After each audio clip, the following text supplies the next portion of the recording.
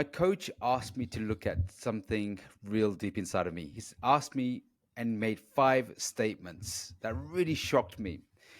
He said, your past relationships are the result of your standards. Your weight, your health, your strength are the results of your standards. Your finances are the result of your standards. Your mental health and also your happiness are the results of your standards. In this episode, we're going to be examining standards, what they are, why they're important, and how they help nice guys to become more attractive. Welcome to the Nice Guy Show. I'm your host, Faisal Kokor, and I'm joined with my co host, Ari and Chuck. We are three coaches dedicated to helping nice guys to become the best version of themselves. Together, we have decades of experience helping men level up. Our mission is to help men develop confidence and skills to get the love, sex, and success they desire. A few years ago, before I got into life coaching, I used to run my own internet business and it was all about cars, my favorite subject. Now, one day I got an email from a colleague of mine and she said, do you want to go to this factory and see how the cars are made? I jumped at the chance because it had one of the most prestigious names on this email. It was a factory for Rolls Royce. There I am a few days later, just immersed and in awe of this factory making these incredible cars. Most people have never even been in a Rolls Royce. Now there I am in the factory. Now, as I'm walking along the floor, I noticed three men hunched over, and one guy's got a magnifying glass, and he's examining this door panel. And I asked the guy, I said, why are the three guys, and what are they doing? And he said, oh, this panel has just come out the paintwork. And what they're doing is they're looking for blemishes. And what they're doing is they're looking in such fine details that the naked eye cannot see it. But with the magnifying glass, they can. And I said, what's the point if the naked eye cannot see it? If the clients can't see it, what's the point? And he said, Rolls Royce has a really high standard, and we keep and stick to this. Everybody does in all aspects of the factory. Now, he said that if those standards start to creep and start going down, he says, what they notice is that everybody else starts to slack, become sloppy, become lazy. And that's not what we stand for. Rolls Royce stands for really high quality, high standards. It's not just the parts that they're buying or the car they're buying an ethos, a philosophy. And that really made me think about my own life. Now, guys, Ari and Chuck, where in your life have you got really high standards? And where in your life do you feel like you're slacking the standards? Let's start with you, Chuck. This is a great topic. It's something I've actually been thinking about for a while. One of the things I've been thinking about is uh, a term, and this isn't the exact definition of the term, but a term called drawla. And drawla is, I forget the sect that it comes from, but it's kind of a Buddhist Hindu philosophy of how you interact with your space. And the drawla of drawla would be another word for standard, I guess, of like having your life meticulously clean and in place in these different areas. So whether it's your health, your finances, your environment, and just creating meticulous space. Because when I have meticulous space, generally speaking, I feel a lot better. When I feel chaotic is when my environment is chaotic, when my finances are chaotic, when what everything in my head is chaotic. And so creating this idea of standards around this is like defining for myself, like, what are some of my key standards or key things that I want in life? And one of the things I want is more spaciousness. I want more calm. I want more like time in between things so that I'm not just running from one thing to another. So that's also a standard of how I meticulously take care of my schedule, things about setting boundaries. So I think I'm not perfect in any of these things, but there's an awareness now that's happened as a result of this, where I walk into a room, and the moment I walk into the room, I kind of take a quick scan and I look around, and I'm asking myself, like, what's out of place here? What doesn't belong here? And you can just feel it almost immediately. And if you walk into a room and it's got a lot of chaos going on, and you feel that too. But you walk in, I mean, it's kind of like you walk into when you go to check into a hotel, and you walk into the room and it's pristine and clean and it feels kind of inviting. You just go, I know I'm in. Or you walk into your room and it's like, dirty and musty and that kind of thing. You feel that as well. So I think that the idea of standards is really about how we interact with our world and our space. So it's a great topic. Glad you're bringing it up. How about you, That's Ari? so true. Yeah, I was just as you were talking about how spacious you are now. Spoken like a man who just went on a men's retreat. Right. It got really spacious for a whole week. Yeah. But I think I raised my standard for my living environment after I got divorced, and you know, it took working with an interior designer to do that because I was used to living in chaos, and I didn't think I was an interior designer person.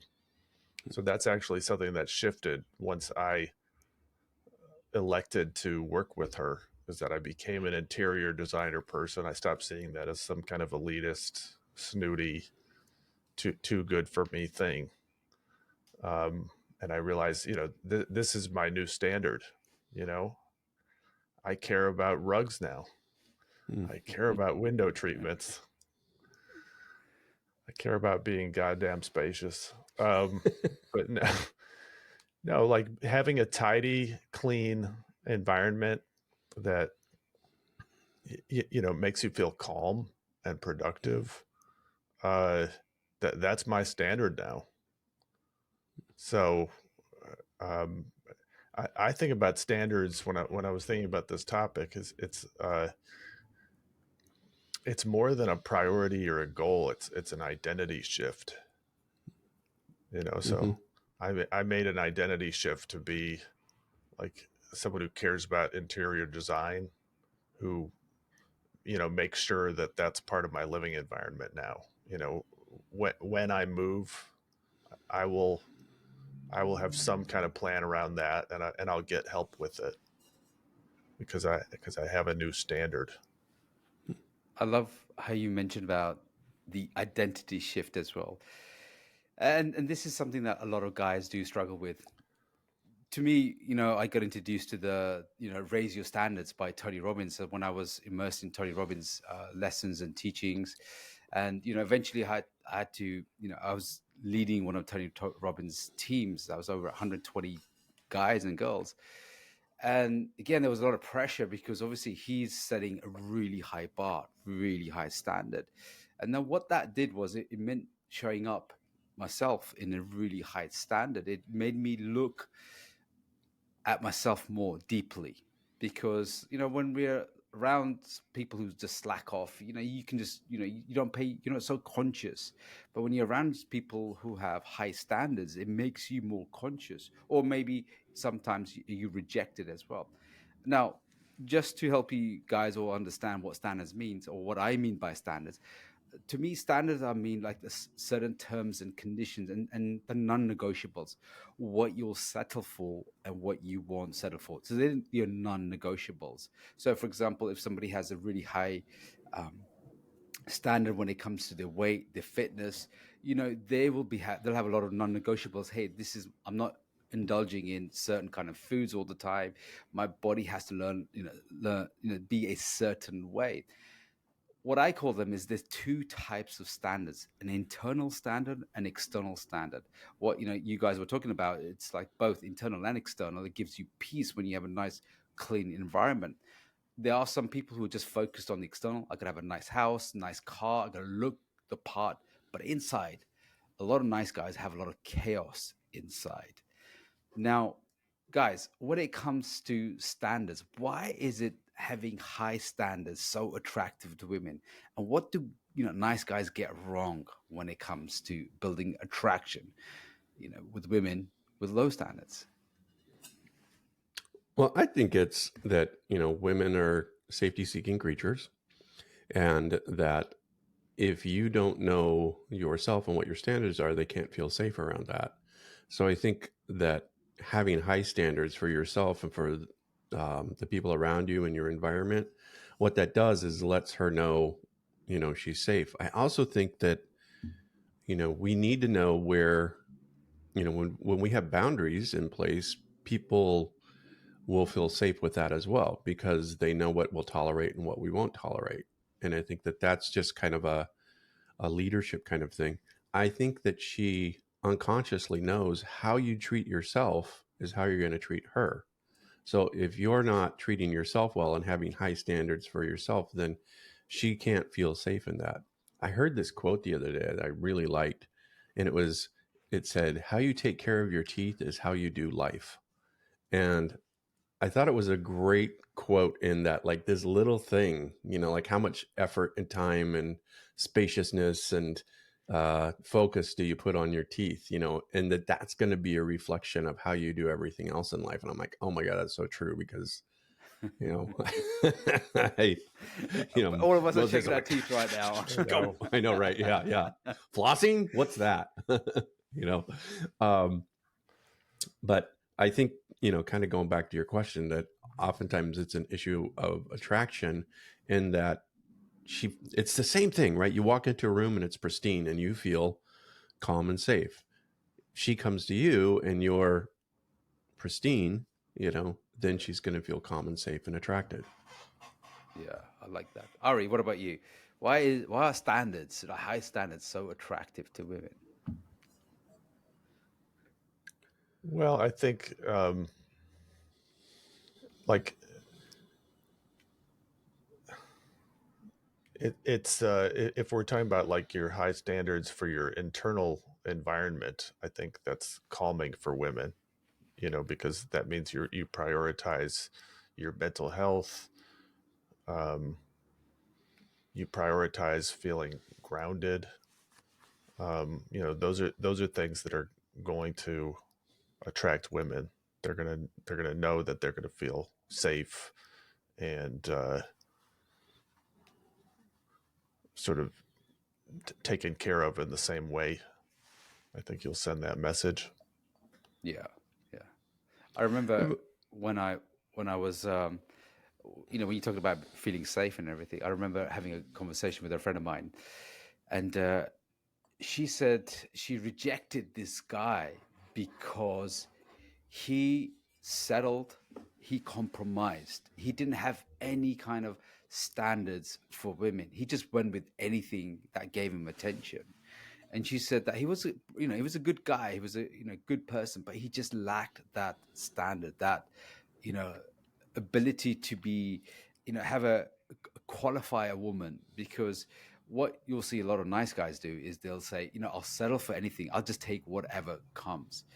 And that's just so unattractive to women. It doesn't make her feel special when you say, hey, you know what, this is a standard. So for example, if you're trying to get into a VIP club, now imagine going into a VIP club and the VIP club says, well, yeah, anyone can come in, whatever you pay, you pay. It won't make you feel special. But if you had a VIP club that says, hey, there is a barrier to this, you got to jump through hoops to get into this, that's what makes you feel special. And the same thing comes when it comes to attraction as well. If the guy just says, well, anything will do, whether she's big, she's fat, she's ugly, if she's going to give me some sex, if I'm going to get through it, then I'm going to get laid, and then anything will do. And that's such a big turn off for women. That was one of the things that she said. She goes, it just creeps her out because the guys will settle for anything. Going back to what you were saying about the internal and external, I think it was really important, is that I think they're a reflection of each other. Like if you have your internal standards high, then your external standards are also going to be high. And I was just thinking, years ago, I kind of made this correlation between my closet and my life. If my closet was chaos and I had clothes all over the place and nothing hung up and those kind of things. I typically felt that way in my life. And so I'd get to this point where I'm like, oh, I can't stand it anymore. And I'd go through and I'd clean up my closet. And then I would start to feel that, kind of move into different areas of my life where I felt a little bit more solid. So I think the idea of standards, A, creates attraction, but B, it also, I think, internally creates your own sense of balance between your masculine and feminine. And I think that's what becomes attractive to the women around us. Now I'm feeling an urge to go clean my closet and brush my And teeth. brush your teeth. yeah.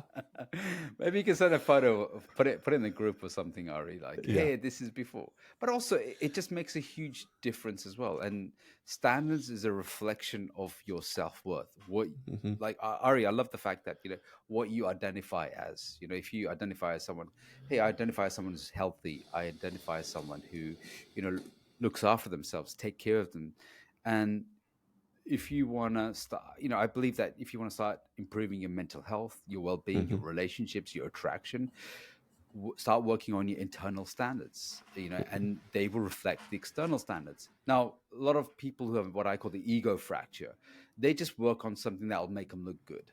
I know girls and guys, girls will have these amazing handbags and just makeup and an incredible exterior, but when you look behind the scenes, they're depressed. They're on their mobile phones all the time. They're just in this real low energy. But from the outside, the external standard is impeccable.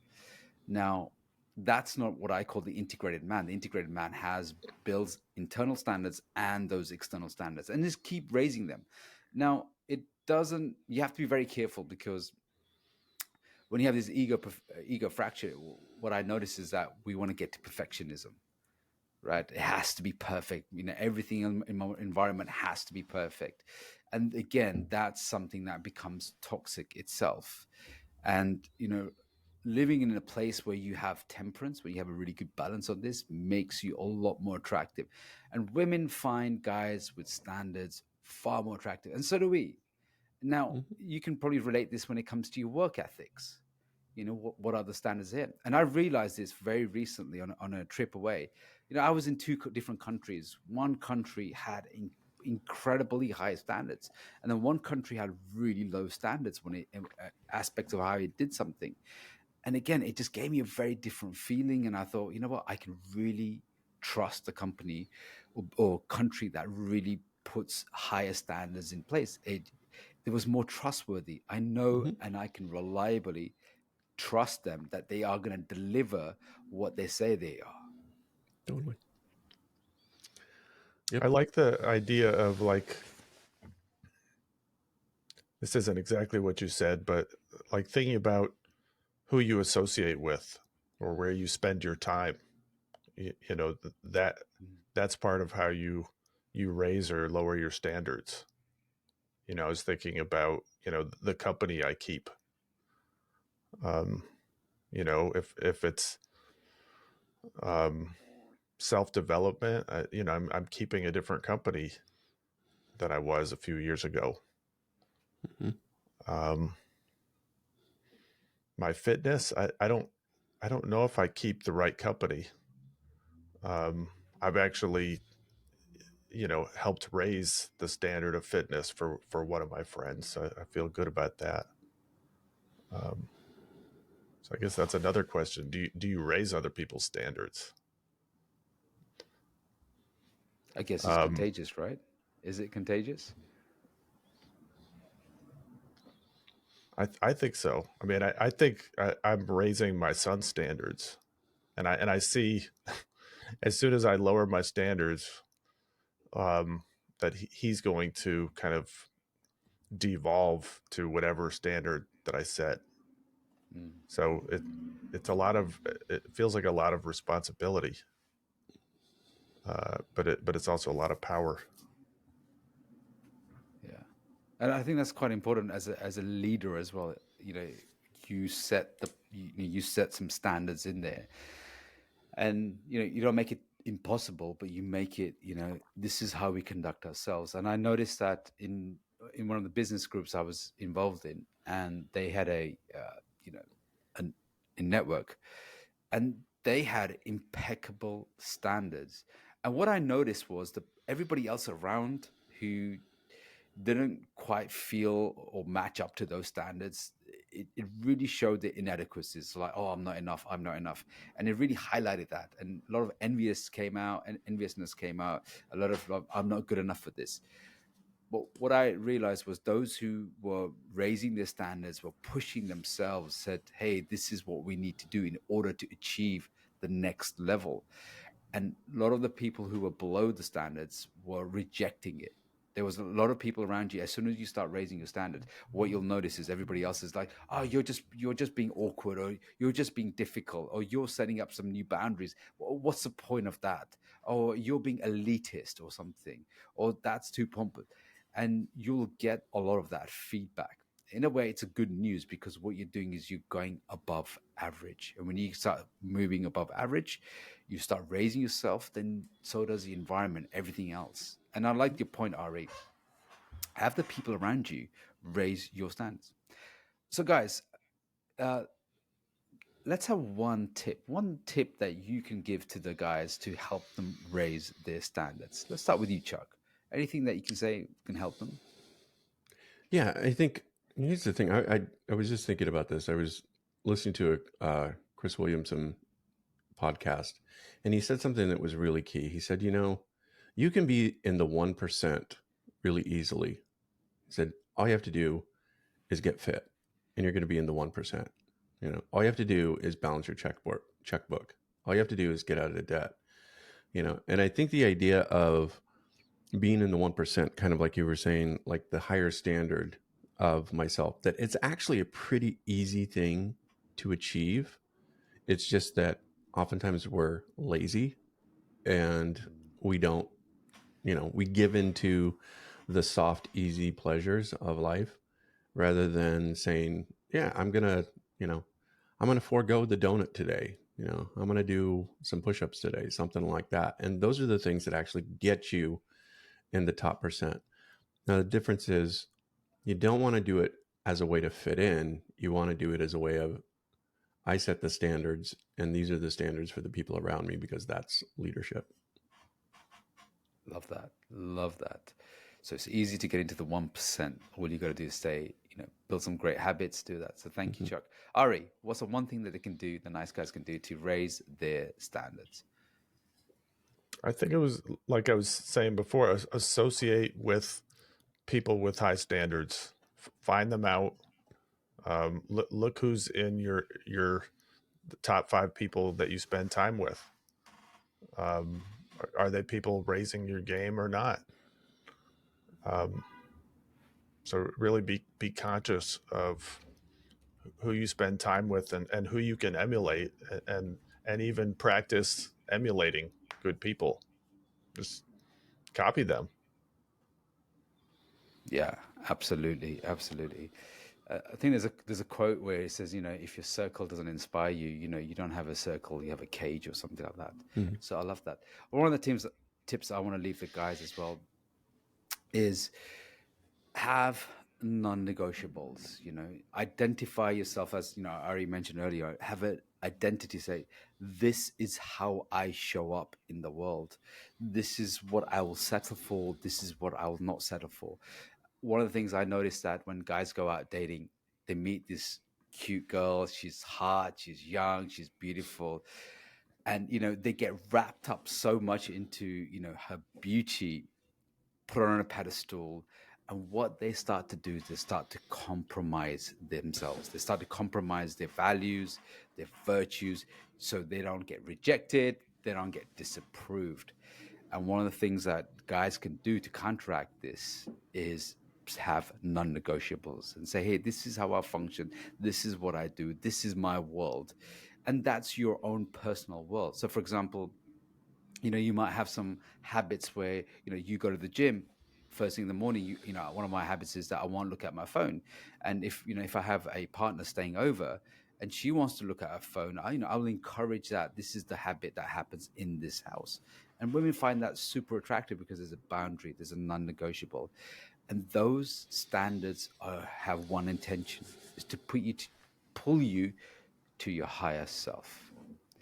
Gentlemen, it's been a pleasure, and I love this topic as well. And I appreciate you guys helping me raise my standards as well. So, again, this has been the Nice Guy Show. Please, if you're watching this on YouTube, remember to like and subscribe. If you're also listening to any favorite podcast, make sure you subscribe there as well. Go to theniceguyshow.com to join our mailing list and stay updated with all the episodes. See you on the next one. Take care. You've been listening to The Nice Guy Show with certified Nice Guy recovery coaches Ari Graff, Chuck Chapman, and Faisal Kokar. Be sure to subscribe to this channel so you can listen to our latest episodes and visit us on www.theniceguyshow.com. If you have any topics you'd like to hear us discuss, send us an email at support@theniceguyshow.com. Thanks for listening.